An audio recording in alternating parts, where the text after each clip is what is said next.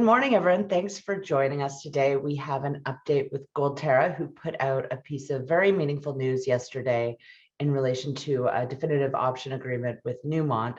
So this presentation will focus mostly on that piece of news. So anyone that's unfamiliar with the story, I'd recommend you check out some of the previous webinars on the YouTube channel or on the company's website. And yeah, with that out of the way, as always, this presentation will contain forward-looking statements. You can check those out on the company's disclosures on their website. And there will be a Q&A section at the end, so feel free to input your Q&A in the box at the bottom of your screen. And with that out of the way, I'd like to introduce David Suda, CEO, and Gerald Panneton, Executive Chairman of Gold Terra. Hi, gentlemen. Good morning, Deb. Hi, Deb. Good morning, everyone who's coming in. Go ahead, David. Nice to see you both. So, Dave, I understand you're marketing in Europe, and Gerald, I think you're back in Canada. Maybe you can take the opportunity to run through the recent piece of news. Sure. Well, first of all, I'd like to thank everybody who's going to be joining the webinar this morning. And for those who are recording it to listen it to much later on, we're very pleased to have released yesterday morning a piece of information that for us is extremely important. We just negotiated for 4 months to improve the first deal that we signed with Newmont in September 2020, and basically have increased our access to find more ounces on the Conmine property from manyfold. I think the recent acquisition or recent option to acquire 100% of the Conmine speaks very well to three things. The first one is our relationship with Newmont that has solidified itself over the last year. The second thing is the fact that they're putting a strategic investment of $1.5 million to become a shareholders of Gold Terra because they like what we're doing. They like the way we approach the CONCAM. And as you probably remember or don't, Newmont purchased Miramar in 2007-08 for the Haut Bébel project, but end up with the Conmine in Yellowknife, which basically has been inactive over the last 13, 14 years, since closure, almost 20 years now. In reality, this is a camp that was shut down when gold prices were depressed, around $350, $300. We all remember the years of 1997 to 2003. A lot of the mines got shut down. And of course, we have now an opportunity to carry on and explore the Campbell Shear south of the mine, or even in some places on the mine itself, further south for a much larger package than we had before that becomes now 100% potentially Gold Terra in the future. With all of this, the principal aspect of the deal are very important. I'm just going to go and use the slide deck to walk you through the deal, but in reality, forward-looking statement, cautionary, this presentation is up to date on our website. The deal now being public, we can talk about it. What are we gaining from that? I'm not going to talk too much about the company itself and go strictly to what our company is doing. This new agreement with Newmont is very key. And just to give you a little bit of the strategic acquisition meaning of it, you can see that our property that was south of the mine now covers pretty much all of the Campbell Shear south of the West Bay Fault, which still has a lot of potential to be drilled from surface and all the way to 2,000 meters elevation. We feel that our drilling that we intend to do in 2022, 2023 could bring more than 1.5 million ounces of resource, which can be then translated into a PFS, which will allow us to complete our requirement to acquire the property with Newmont. And of course, as you probably know, we focus on extending south of the mine because the potential is there for more. But at the same time, we will be inheriting, if we purchase the property eventually, a lot of infrastructures, but more importantly, close to 1 million ounces in resource. And that's very important because when people look at the potential of going back, remember they shut down the mine when gold was $200 an ounce. And the potential on the Campbell Shear is tremendous. The cutoff grade could be different. And the infrastructure that we're gaining from a property that is very close to be 98% reclaimed is tremendous. Infrastructure such as opening to go underground that will need to be dewatered. But at the same time, these opening, I mean, it takes 2 years to sink a shaft to 2,000 meters. So if we ever want to use it, this is a big bonus. We just have to dewater it and rehabilitate it and put another infrastructure on top to be able to reach down. So there's a lot of access. There's a lot of benefit. This is also a surface lease that is not permitted for mining. It's in reclamation stage, but still it's a brownfield project that could lead into something very interesting. And what it does for us as a strategy, as a company, is that it's going to help us define the future of Gold Terra in Yellowknife. We already have 1.2 million ounces in 2 pits north of town, in Crestorum and Samoto.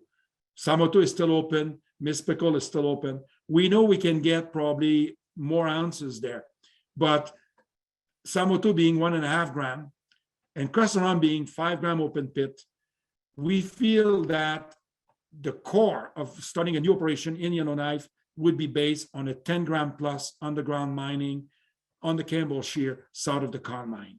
And what we feel that could be or led into a development as a strategy is to have something like 1,000 tons per day at the Con mine alongside of the Con Shear, and eventually, maybe have a project that could have 5,000 tons per day from Crestorum for the first 5 years at 5 grams, plus 1,000 tons at 10 grams. This is a nice profile for production. So our aim is, first step, get 2 million ounces south of the Con mine, and we look forward to be able to do that in 2022 and 2023. Again, you can see the acquisition, which is immediately in town. Again, infrastructures are there in Yellowknife, the support of the time to see the mining. And of course, when you look at the slide, what it brings to us is very important.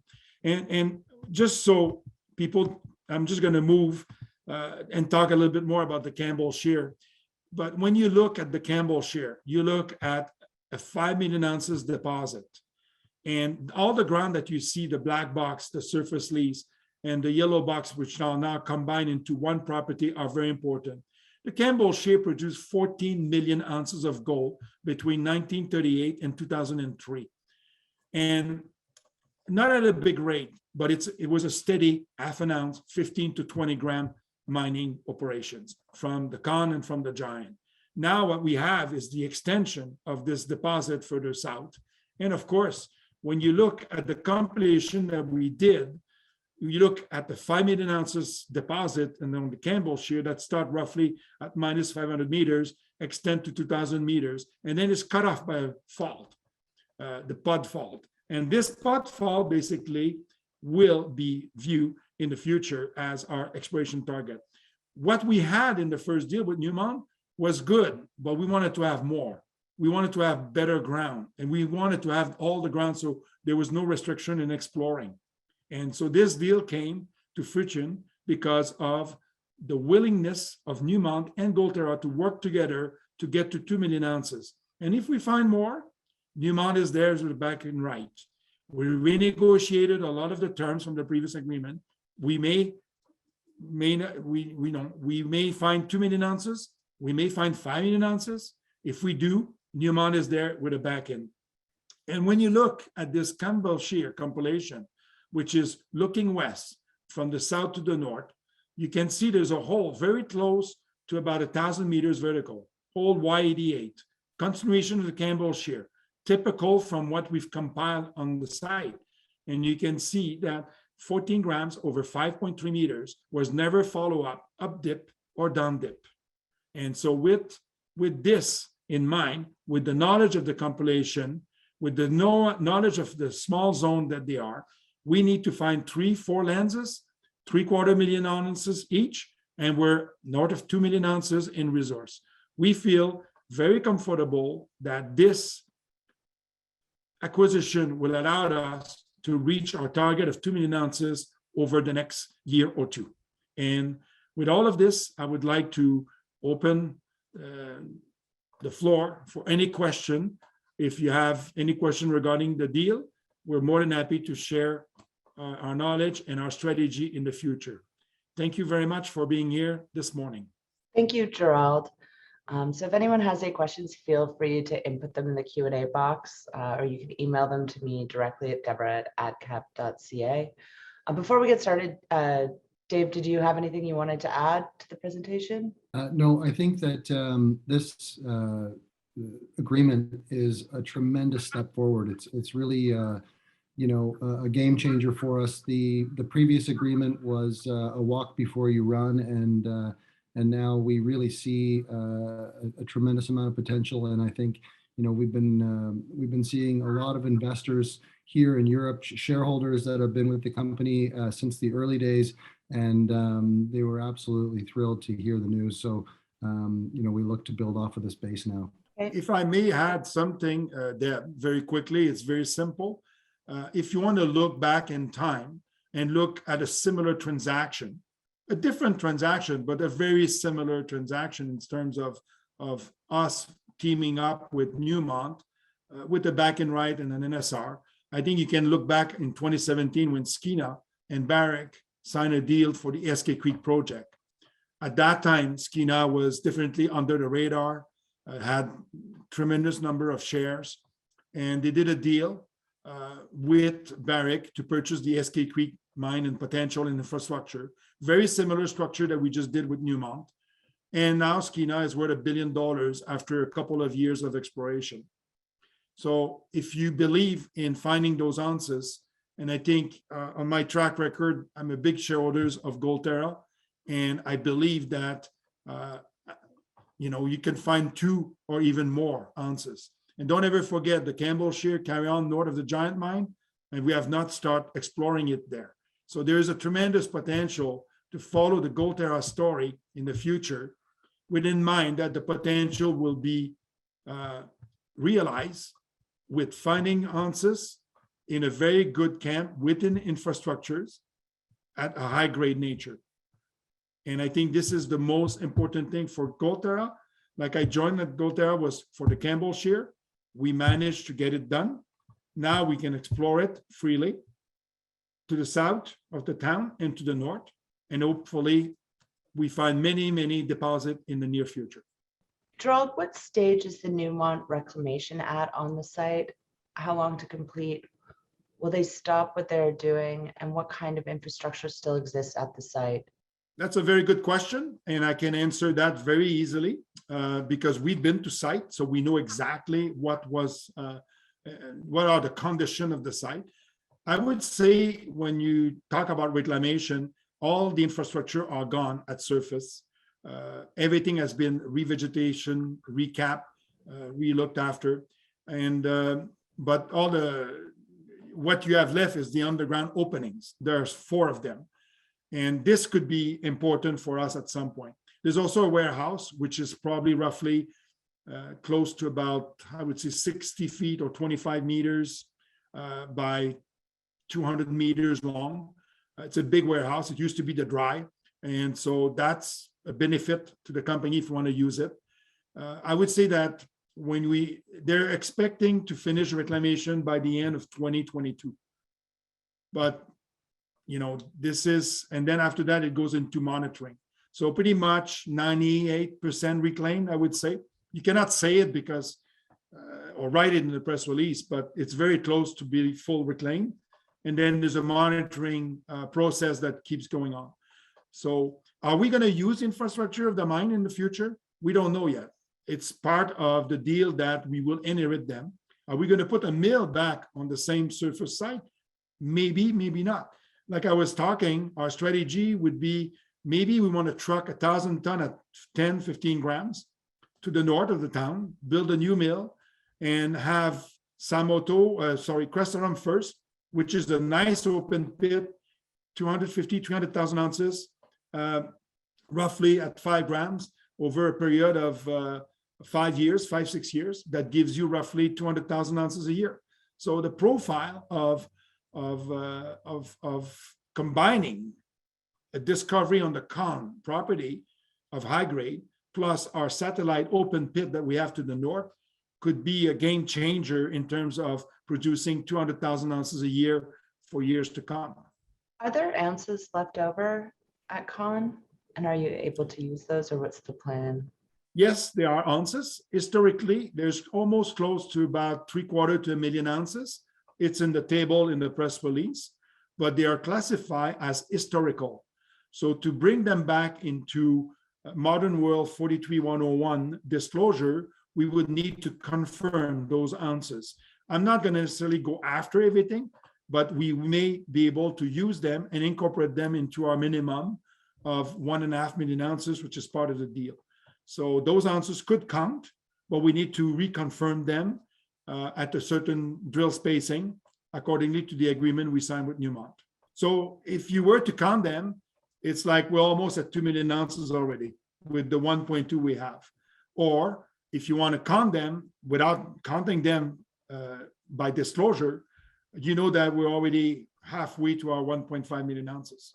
And how much drilling will you have to do to reconfirm those ounces, approximately? Basically, because they've been drilled, fan drilling, underground drilling, what we need to do is specify which zone are worth going after. At the same time, you want to count those ounces, they need to be accountable in economics. So the economics of those can only be done in not probably to drive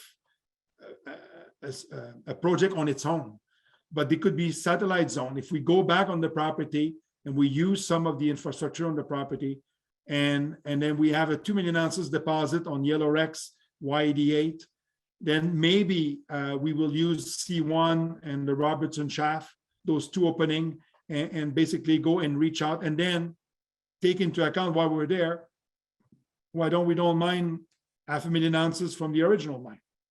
And what about exploring for more? I don't think we want to go below 2,000 meters. Our focus is surface to 2,000 meters. And the first pass basically will be surface to 1,000 meters. But yes, if these ounces could be accountable, could be mineable, we will use them. But the spacing is irrelevant because they've been drilled off. So what we need is just to confirm with, say, 2 or 3 or 4 holes that the zone is still there and not mined, and we're not ending up with backfill. Got it. And will access through the Con site help with reducing drilling costs going forward? Can we access to? Oh, sorry. The Sorry, second go. question. Can you mobilize from the Con site? We have a very good drill road, a drill trail that we can use immediately south of the surface rights. And I think our focus is to find 2 million ounces south of the mine on and before we touch anything on the mine itself. When the mine has been reclaimed, you want to avoid going on top of it until you really need to. So using the underground facility will not be a benefit today, but it could be a benefit if we go back underground to prove those ounces. When you have Yellowknife, which comes to surface, which is the deposit that we're currently drilling, and you can see on the next slide, you can see that Yellowknife comes all the way to surface. And some of our drill results are tremendous. But you can see we're roughly 3 kilometers south of the shaft. That's a long way. So if I was to plan a project within a feasibility study, one option could be that I drive a ramp right onto the Yellowknife zone, and then I do my infill drilling from the ramp. But maybe one day, because I find so much all the way down to 1,000 meters or 1,200 meters, I could use the C1 or the Robertson Shaft to haul the ore up. One of the biggest challenges in modern mining is using shaft to bring big equipment down. So if we find 2 million ounces on Yellowknife and YD8 in that sector, we would drive a ramp, probably down to 500 meters to bring the larger equipment. And a ramp is the modern tool to go deeper with mechanized equipment. And then you just pull the ore from the Robertson Shaft or the C1 shaft, which could basically, the Robertson Shaft has a capacity of 2,000 tons per day. But before you dewater it, before you touch it, you need to make your homework. And the first step, 2 million ounces at 10 gram plus is our target. It seems like you've got quite a lot of infrastructure, as you mentioned. can you quantify what this is worth, either in terms of time saving or like actual dollar amount? It's a very interesting question because we had a number in the press release and it didn't go through the disclosure pass of the press release. As you know, we're partnering with Newmont. So a 2,000 meter shaft in today's world is worth probably $70 million. It will take 2 years to sink a shaft of that depth. You can check with Alamos, they're doing it at Island Project, a 2,000 meter shaft. So the advantage of having such of a shaft, 2,000 ton per day capacity, is tremendous. And we just have to dewater it. The biggest saving is not necessarily, it's of course in the CapEx, because I bet you that 2,000 meters will cost you $20,000 to $30,000 US to sink. So $40 to $60 million US to sink, but it will also take 2 years to sink. That's the other thing. So re-putting all the infrastructure to rehabilitate the Robertson shaft is not a big deal, and it's got a good value. The building on site, I don't think you can build a building like this for less than $2 million. I don't think you can, you have a treatment plant that was put by Newmont, a water treatment plant a few years ago for $10 million. It's brand new, state of the art. If we need a treatment plant, it's there. So there's a lot of advantage. I would say that saving or the infrastructure value could be close to $100 million, no question. Okay, great, thank you. So it's not often you see junior companies structure deals like this with major mining companies. Can you talk a little bit about how you were able to structure such a deal, and maybe some of the obstacles, or maybe just talk to how it all happened? It's very simple. I think, first of all, if you look at my career, I've been in gold for 40 years. I was in school at Barrick for 12 years. I had the opportunity to be involved in building 2 mines at Barrick, Tulawakan and Buzwagi, 2 open pit in Tanzania. Then after that, when I left Barrick, I was able to pull the Detour Lake out of the ground and basically become a large company with a large operation, raised $2.6 billion. What you don't remember, maybe in September 2006, when I was negotiating the deal with Pelangio, I was talking with Goldcorp.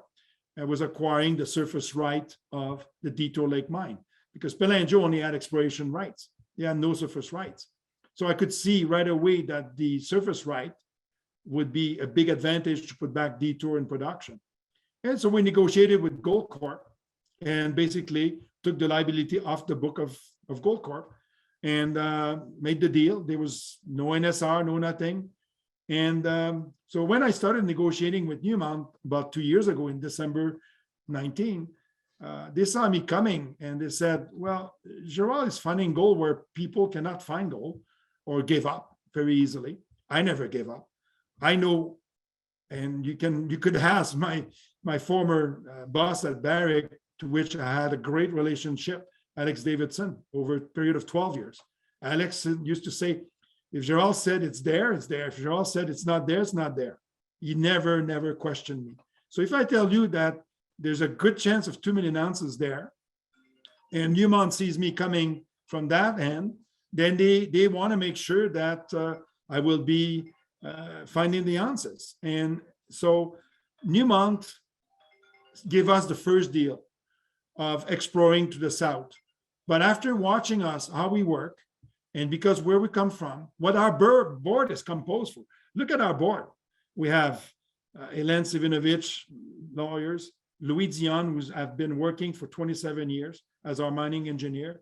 We have a board that understand mining, understand liability, and we're not taking it on now. And even that deal is a proper deal to make it work for both companies. Newmont doesn't want it back. So they want me to find 2 million ounces so I can afford to take the liability onto our shoulders eventually. But we don't have to do it now.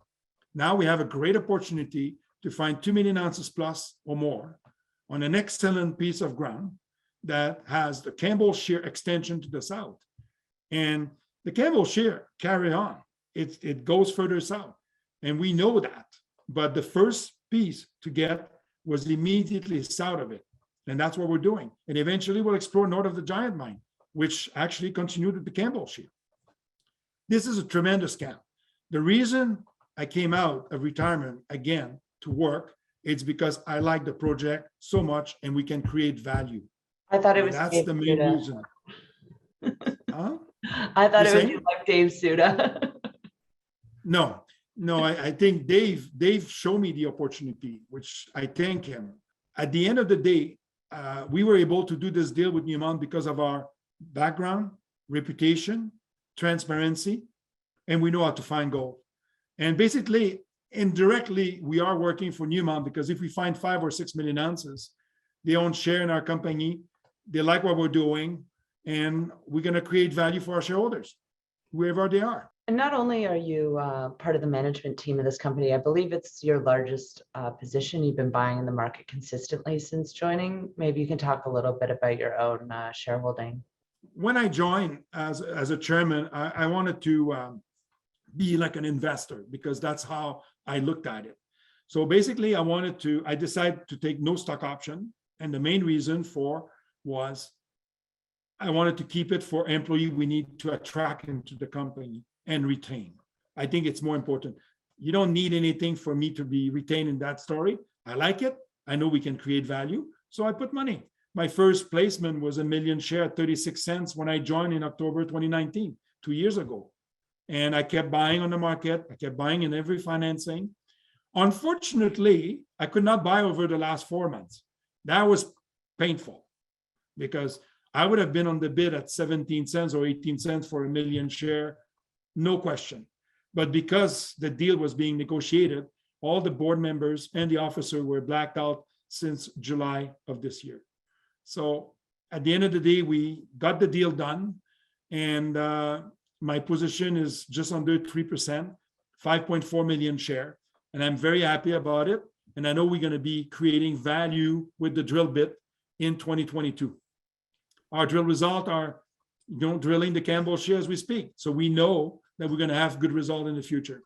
So you are currently drilling. How does this transaction affect your drill plans? Are you able to drill continuously through the winter? Yes, basically we have a rig, which is, if you ask me today, they're not drilling, but the drillers are coming back to site this week. And we're going to drill through Christmas, through January. We probably going to, depending on future financing, we may add a couple more rigs. If you ask me, if I had all the money in the world, I will probably have 3 to 4 rigs turning. Not more than that. It's enough for managing 3-4 rigs because we drill a Campbell Shear, a very easy target, 100 meters spacing, then 50 meters spacing. We also have some very good exploration target to the north. We want to carry on with them, but 80% roughly of our budget will be going towards the Campbell Shear exploration south and north of town. Okay, and I have an audience question. You have a huge strike zone looking south of Con. How far does your claim go? What opportunities do you think there are there south, another shear?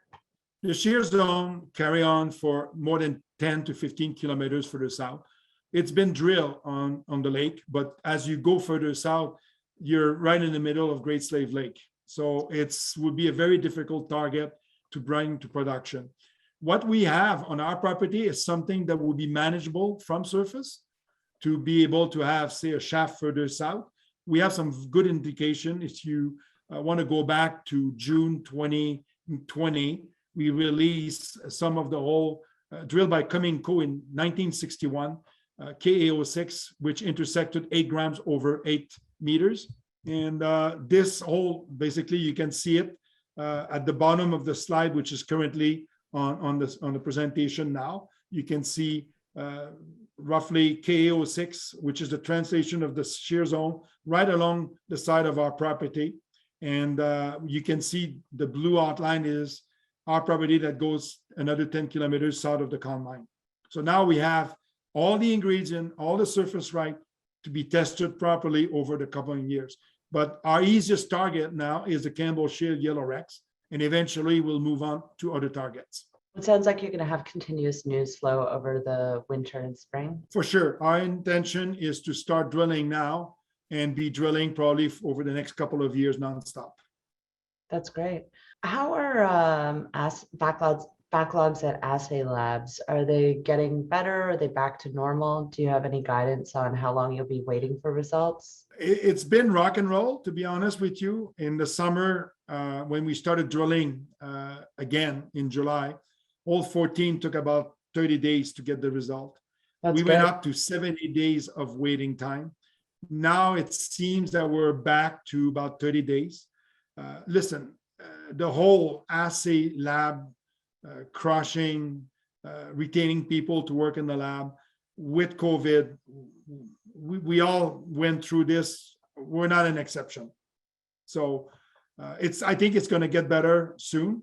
And hopefully we're going to be passing, but we had our rough time this year waiting for assays for sure. We have basically drilled 13 holes since July. We only have results for 3 holes out, and we're still missing most of the results for the remaining 10 holes. How is this affecting your ability to advance your drill programs in terms of not getting the results and not being able to redirect drills to follow up on stuff? The Campbell Shear has a very, it's characteristic. We can tell you if we're going to hit or not as we see the core, by the sulfide content, by the quartz veining, by the alteration. So when we have a spectacular hole, we know it's coming. We just have to have the result, wait for the result for being able to release it. And of course, we're drilling a deposit. So some of the holes could be, when you drill a shear zone, you're not going to have 100% success rates, because sometimes the drill just go beside what's the very high grade. So you get 3 grams over 6-7 meters. And then the next hole, 25 meters, 50 meters beside it, will get 10 grams over 7 meters. It's all depend on the quartz veining, the alteration, and these, basically the alteration is always there, almost, at 90% of the case. But the quartz veining are not necessarily always there. So sometimes that's why the grade goes down to 4 grams, is because there's less quartz veining. The moment we have quartz veining, we go up, boom. And that's the non-refractory ore. It's the quartz veining. So very important in the Campbell Shear. And you need to drill it. And our target is to drill the deposit by the end of 2022 at a 50-meter spacing. That will be good enough to bring it to indicated resources status. Okay. And can you offer guidance around the remaining warrants and options, when they will expire and at what price? Warrants should not be on the presentation anymore because they have expired. So there's no more warrants. And if everybody or any investor know of my philosophy towards warrants, we don't do warrants. Never. It's the wrong way to finance a company. It's a ceiling. It's a cap. A lot of people use this. They get the warrants, they sell their position, and they have the warrants as an upside.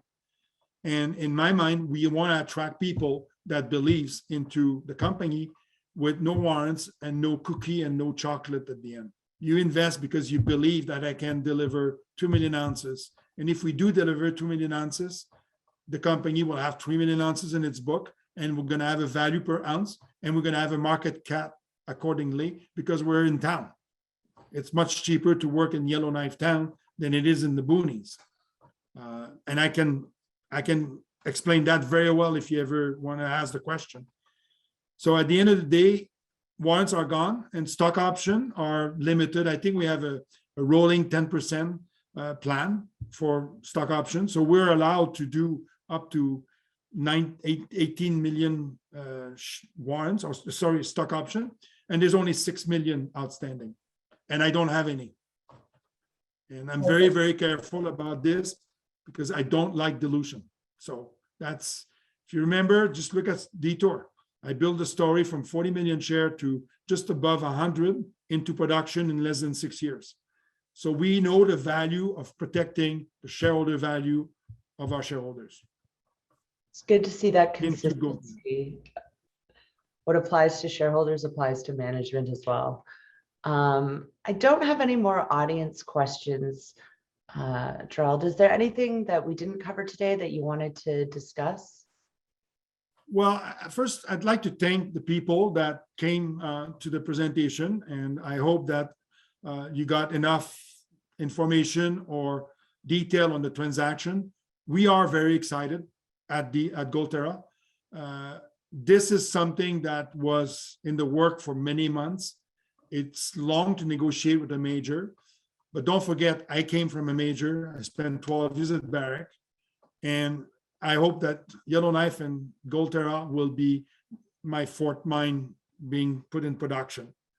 Our job is to create value for the shareholder. Whatever somebody buys us or we put it in production, it doesn't matter.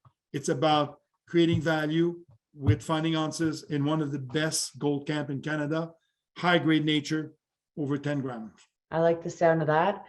Can we expect to see you out in the market buying now that you're not blacked out? For sure, eventually. But the blacked out stopped a few days after. I mean, so I've got to wait a bit. But yeah, I mean, at the same time, I think we were blacked out for one good reason, not to take us as an advantage, knowing what we're negotiating. We were very transparent about it. It happened in the end of July, and eventually that blackout will be lifted. Great. Well, it sounds like you've got a lot of news flow coming with all the drilling you're going to be doing. Is there anything that we missed today, Dave? Anything else you wanted to say? Sorry, I've been having a hard time with my internet here, so I dropped off a couple of times. No, I think it's well covered. And as Gerald always says, we are all about talking to investors and prospective investors. So people can reach out to us. Our contact information is readily available on the website, or if they want to contact us through you, that'd be great as well. Thank you very much for hosting us. Absolutely. Well, congratulations on the transactions. Exciting times. Looking forward to seeing some results. And if anyone has any further questions, feel free to reach out. Thanks for participating to the audience, and thank you both. Congrats. Thank you. Thank you all. Thanks very much, everybody.